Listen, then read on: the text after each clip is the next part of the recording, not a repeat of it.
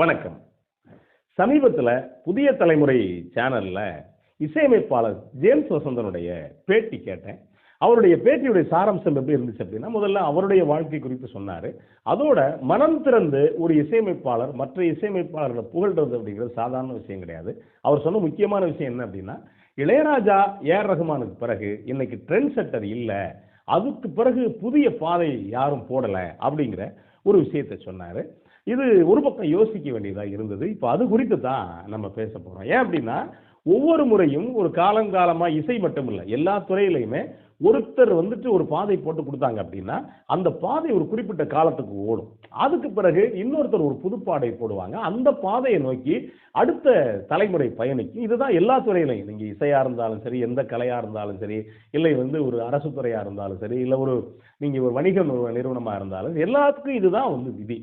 ஆனா ஏஆர் ரஹ்மானுக்கு பிறகு இப்போ ஒரு புது ட்ரெண்ட் செட்டர் வரல அப்படிங்கிறது ஒரு பக்கம் வருத்தமா அப்படின்னா, கண்டிப்பா நிச்சயமா வருத்தம் தான். இதுக்கான காரணங்கள் என்ன, எல்லாத்தையும் சேர்த்தே இந்த தொகுப்புக்குள்ள பார்க்க போறோம். குறிப்பா ஒரு இசையமைப்பாளர் அப்படின்னா நமக்கு அறியப்படுறது யார் அப்படின்னா, திரைப்பட இசையமைப்பாளர்கள் தான். தமிழை பொறுத்த வரைக்கும் நீங்க வெளியில பார்த்தீங்கன்னா நிறைய ஆல்பம் பண்றவங்க இருப்பாங்க. ஆனால் தமிழ்நாட்டை பொறுத்த வரைக்கும், குறிப்பா இந்தியாவை பொறுத்த வரைக்கும் இசையமைப்பாளர் நமக்கு அறியப்படுறது திரைப்பட இசையமைப்பாளர்கள் தான். இசைக்கலைஞர்கள் சொன்னாலே நம்ம என்ன நினைச்சுக்கிறோம் அப்படின்னா, திரைப்பட இசைக்கலைஞர்கள் தான் அப்படின்னு நம்ம சொல்லிக்கிறோம். சினிமாவை தாண்டி வெளியில இசை இல்லைங்கிற அளவுக்கு பல பேர் இருக்காங்க. அப்ப என்ன அப்படின்னா, சினிமா தான் இன்னைக்கு பிரதானம், இசை அப்படிங்கிற இடத்துல சேர்ந்திருக்கு. இதை தாண்டி எவ்வளவு பேர் இருக்காங்க, கர்நாடக சங்கீத வித்வான்கள் இருக்காங்க, கிராமியத்துல தோய்ஞ்சவங்க இருக்காங்க. இப்படி இருக்கும்போது சினிமா தான் ட்ரெண்ட் செட்டிங்கான இடமா அப்படின்னு நம்ம நினைக்கிறோம். அது காரணம் என்ன அப்படின்னா, சினிமா அப்பப்ப நவீன கூறுகளை உள்வாங்கிட்டு அது பாட்டுக்கு ஒரு பக்கம் வளர்ந்துகிட்டே போய்கிட்டு இருக்கு. இன்னொன்னு, சினிமாவுக்குள்ளதான் இந்த மாதிரி யதார்த்தமா எல்லாருக்கும் போய் சேரக்கூடிய உத்தி சினிமாவுக்குள்ள இருக்கு. அந்த வகையில் நீங்க கவனிச்சு பார்த்தீங்க அப்படின்னா, ஜேம்ஸ் வசந்தன் சொன்னது 100% இப்ப வரைக்கும் சரியா இருக்கோ அப்படின்னு நம்ம நம்புறோம். ஏன் அப்படின்னா, இளையராஜா, ஏஆர் ரஹ்மான் அதுக்கு பிறகு ட்ரெண்ட் செட்டை உருவாகல. ஏன்னா ஏஆர் ரஹ்மான் வந்தது 1992. 92க்கு பிறகு இன்னைக்கு ஏறத்தாழ 33 வருஷம் ஆச்சு. 33 வருஷமா ஏன் ஒரு ட்ரெண்ட் செட்டை உருவாகல அப்படிங்கிற ஒரு கேள்வி இருக்கு இல்லையா? இப்ப சினிமா இசை எப்படி இருந்துச்சு அப்படிங்கிற ஒரு காலகட்டத்தை கவனிச்சு பார்த்தீங்க அப்படின்னா, ஏறத்தாழ 1930க்கு பிறகு சினிமாவுக்குள்ள இசை அப்படிங்கிறது, இசையும் மொழியும் ஆதிக்கம் செலுத்த ஆரம்பிச்சிச்சு. ஒரு 40களுக்கு பிறகுதான் அதுக்குள்ள ஒரு வடிவம் அப்படிங்கிறது தெரிய ஆரம்பிச்சிச்சு. 40களுக்கு முன்னாடி, இன்னும் சொல்ல போனா 50களுக்கு முன்னாடி கூட சொல்லலாம். அந்த காலகட்டத்தில் இசை என்ன சொல்லுவாங்க அப்படின்னா, அந்த பழைய சினிமா பார்க்குறவங்களுக்கு தெரியும். அதுல போடும்போது இசை அப்படின்னு போட மாட்டாங்க, வாத்திய கோஷ்டி அப்படின்னு போடுவாங்க. அப்படின்னா யாருன்னா, நிலைய கலைஞர்கள். எந்த நிறுவனம் படம் எடுக்கிறாங்களோ அந்த நிறுவனத்துல உள்ள கலைஞர்கள் மொத்தமா வாத்திய கோஷ்டி அப்படின்னு போடுவாங்க. இப்போ யதார்த்தமா மாடர்ன் தியேட்டர்ஸ் அப்படின்னா, மாடர்ன் தியேட்டர்ஸ் வாத்திய கோஷ்டி அப்படின்னு போடுவாங்க. யார் பேர் வராது. அதுக்குள்ள என்ன இருக்கும் அப்படின்னா, ஒரு மிருதங்கம், ஒரு ஹார்மோனியம், இல்ல ஒரு அக்காடியன், இந்த மாதிரி ஒரு 5 கருவிகள் தான் இருக்கும். அது ஆரம்பத்துல இருந்து முதல்ல வரைக்கும் வாசிக்கிட்டே இருப்பாங்க. அதுலயும் நீங்க தனியா டப்பிங் கண்டுபிடிக்க முடியாத காலகட்டத்தில் எப்படி இசை பண்ணாங்க அப்படின்னு சொல்லுவாங்க அப்படின்னா, ஒரு லைவ் ரெக்கார்டிங். அதாவது எப்படின்னா, நாடகம் இருக்கு இல்லையா, நாடகத்தை ரெக்கார்டிங் பண்றது மாதிரி மறைஞ்சிருந்து இசைக்கலைஞர்கள் வாசிக்க அதை சேர்த்து ரெக்கார்ட் பண்ணப்படும் அப்படின்னு சொன்னாங்க. அதுக்கு அடுத்து முதலா நமக்கு பளிச்சுன்னு தெரியக்கூடிய இசையமைப்பாளர் யார் இருந்தார் அப்படின்னா, ஜி ராமநாதன். ஜி ராமநாதன் தான் இசை கருவிகளை பிரிச்சு அது தனியா ஒரு இசை நுட்பத்தை கொண்டு வர்றதுக்கான ஏற்பாடை பண்றாரு. அதுக்கடுத்து நமக்கு எல்லாருக்கும் பளிச்சுன்னு தெரிய ஆரம்பிச்சவர் கேவி மகாதேவன். கேவி மகாதேவன் செல்லமா எல்லாரும் மாமா அப்படின்னு தான் கூப்பிடுவாங்க. அவருக்குள்ள என்ன சிறப்பு அப்படின்னா, ரொம்ப அழகா நம்முடைய பாரம்பரிய இசையான கர்நாடக சங்கீதத்தை ரொம்ப அழகா நேர்த்தியா வடிவமைச்சு எல்லா மக்களுக்கும் கேட்கறது மாதிரி. ரொம்ப முக்கியமானது, எல்லா மக்கள் கர்நாடக சங்கீதம் அப்படின்னா நம்ம என்ன நினைச்சிட்டு இருக்கோம் அப்படின்னா, நினைச்சுக்கிட்டு இருக்கிறது இல்லை, யதார்த்தம் அதுதான். ரொம்ப இசையில பாண்டித்தியம் பெற்றவங்க, இசையை ரொம்ப நுட்பம் புரிஞ்சவங்க மட்டும்தான் கேட்பாங்க. ஒருவேளை இல்லைன்னா புரிஞ்ச மாதிரி நடிக்கணும், இல்லைன்னா உனக்கு அறிவில்லைன்றாங்க. அப்படிங்கிற இடத்துல தான் கர்நாடக சங்கீதம் இருந்தது. அதை எளிமைப்படுத்தி அந்த ரசம் மாறாம மக்களுக்கிட்ட கொண்டு போய் சேர்த்த பெருமை அப்படிங்கிறது கேவி மகாதேவனுக்கு உண்டு. அதை இன்னும் ஜனரஞ்சகப்படுத்தினது யாருக்கு உண்டு அப்படின்னா, மெல்லிசை மன்னர்கள் விஸ்வநாதன் ராமமூர்த்தி, அந்த 2 பேருக்கு உண்டு. அந்த 2 பேர் என்னன்னா, அவங்களும் நீங்க ஆரம்ப கால இசை 2 பேருக்குமானதை கவனிச்சு பார்த்தீங்க அப்படின்னா, அந்த நாடகத்தன்மை ஆரம்பத்தில் இருக்கும். கொஞ்சம் கொஞ்சமா அதை மாத்தி மெலடி பண்ணது, வெஸ்டர்னைஸ் பண்ணது, இப்படி வேற எங்கெங்கெல்லாம் இசை கூறுகள் இருக்கோ அதையெல்லாம் கொண்டு வந்து ரொம்ப எளிமையா மக்களுக்கிட்ட கொடுத்தாங்க மெல்லிசை மன்னர்கள். அதுக்கு பிறகு இசைஞானி இளையராஜாவுடைய காலம். நீங்க இதுக்கு பிறகு அந்த காலம் அப்படிங்கிறது வித்தியாசமான காலம். ஏன் அப்படின்னா வரும்போதே அவர் கிராமத்து இசையோட தான் வந்தார். கிராமத்து இசையோட வந்து அவரை பல பேர் கிண்டல் பண்ணாங்க. விஸ்வநாத ராமமூர்த்தி இருந்த இடத்துல இளையராஜான்னு ஒரு ஆளாயா, அந்த ஆளு கொண்டு வந்துட்டு கொட்டு முழக்க கொண்டாந்து வாசிக்கிறான் அப்படிங்கிறாங்க. ஆனா அதையெல்லாம் அடிச்சு தூள் கிளப்பி எனக்கு நிகர் நான் தான்ப்பா அப்படிங்கிற இடத்துக்கு அவர் வந்தார். ஏன்னா அவருக்குள்ள எல்லாமே இருந்துச்சு.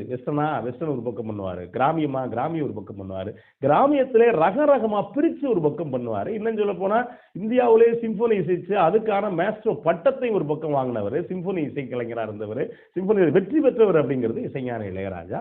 அது அவருடைய கூறுகளை பத்தி பேசணும்னு ஒரு பக்கம் பேசிக்கிட்டே இருக்கலாம். இவருக்கு நிகர் யாருமே இல்லப்பா அப்படிங்கிற இடத்துக்கு ஒரு உச்சம் இருந்துச்சு இல்ல. இந்த பாதையில தான் அந்த காலகட்டத்தில் பல இசையமைப்பாளர்கள் இசையமைச்சாங்க.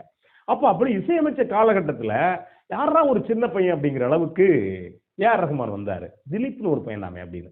அப்ப அப்படி வரும்போது நமக்கு அந்த சவுண்டிங்கே வேற மாதிரி இருந்துச்சு.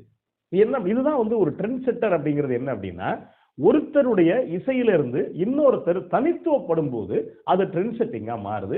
ஒரே நேரத்தில் 2 பேர் ட்ரெண்ட் செட்டரா இருப்பாங்களா அப்படின்னா அது ரொம்பவே முடியாத காரியம் அப்படின்னு வச்சுங்களேன்.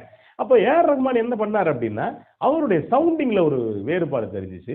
அதுக்குள்ளேயும் இசைஞான இளையராஜா பயன்படுத்தின பல கருவிகள் அவர் ஒரு பக்கம் தவிர்த்துட்டு அதை வந்து இன்னொரு பக்கம் நீங்க கணினி இசையா மாத்தி அதுக்குள்ள வேற என்னென்ன பண்ண முடியுமோ அதையெல்லாம் ஒரு பக்கம் பண்ணார். இப்ப பண்ண பிறகு நம்ம ஜேம்ஸ் வசந்தன் சொன்னது என்ன அப்படின்னா அவர் சொன்னது 60ல எம்எஸ்வி, ஒரு 75 ஒரு 16 வருஷத்துல இளையராஜா வந்துட்டாரு, அடுத்து ஒரு 16 வருஷத்துல ஏஆர் ரஹ்மான் வந்துட்டாரு அப்படின்னா 2008ல வேற ஒரு இசை அமைப்பாளர், அதாவது ட்ரெண்ட் செட்டர், புதிய பாதை போட்டு கொடுக்குறவங்க வரணும், வரல அப்படின்னாரு. அது உண்மைதான். ஒரு பக்கம் 50லே வந்துட்டாரு, மெல்லிசை மன்னர்கள் வந்துட்டாங்க, ஏறத்தாழ 50 52லே வந்துட்டாங்க. அவங்க காலம் அப்படிங்கிறது ஏறத்தாழ ஒரு 20 22 வருஷம். ஆனா ராஜா சார் ஏறத்தாழ ஒரு 16 வருஷத்துக்குள்ள என்ன அடிக்கணுமோ அடிச்சு சாதிச்சு ஒரு பக்கம் முடிச்சிட்டாரு. ஆனா ரஹ்மான் காலகட்டத்துக்கு பிறகு 2018 இல்லைங்க, ஒரு 18லயாவது ஒரு ட்ரெண்ட் செட்டர் வந்திருக்கலாம், வரலையோ அப்படிங்கிறது ஒரு பெரிய வருத்தமான செய்தி தான். அந்த ஒரு சில பேர் கேட்கலாம், ஏங்க அனிருத் வந்திருக்காருல்ல அப்படின்னு. அனிருத்தை நீங்க ஒருபோதும் ட்ரெண்ட் செட்டர் அப்படின்னு உணரவே முடியாது. அதுக்கான எந்த ஒரு வாய்ப்பையும் அனிருத் இதுவரைக்கும் பண்ணல. என்ன அவர் இனிமேலுக்கும் பண்ண முடியாது. என்ன காரணம் அப்படின்னா அவர் ஏறத்தாழ 2013ல வந்தவர், ஏறத்தாழ இன்னைக்கு 12 வருஷம் ஆச்சு. 12 வருஷமா புதுமையான ஒரு இசை அப்படிங்கிறத எந்த இடத்துலையும் அனிருத் செய்யவே கிடையாது. அப்ப அனிருத் செஞ்சிருக்கிறதெல்லாம் என்ன அப்படின்னா ஏதாவது ஒன்னை எடுத்து ஒரு பக்கம் போடுறதுதான் அனிருத் தொடர்ச்சியா பண்ணிட்டு இருக்காரு. இன்னும் சொல்ல போனா அனிருத் திட்டமிட்டு கொண்டு வரப்பட்ட ஒரு இசைக்கலைஞர், இசையமைப்பாளர் அப்படின்னு தான் நான் பாக்குறேன். ஏன் அப்படின்னா ஒரு புதுமை இருக்கணும் இல்லையா. எப்படி ஜி.ஆர். ராமநாதன்ல இருந்து கேவி மகாதேவன் ஒரு புதுமை பண்ணி, கேவி மகாதேவன்ல இருந்து எம்எஸ்வி ஒரு புதுமை பண்ணி, அதுக்கு பிறகு ராஜா சார் ஒரு புதுமை பண்ணி, அதுக்கு ரஹ்மான் ஒரு புதுமை பண்ண பிறகு அனிருத் என்ன புதுமை பண்ணியிருக்காரு அப்படின்னா ஒரு புதுமை பண்ணியிருக்காரு. என்ன அப்படின்னா மக்களுக்கு புரியாத இசை அதை வந்து ஒரு பக்கம் பண்ணியிருக்காரு.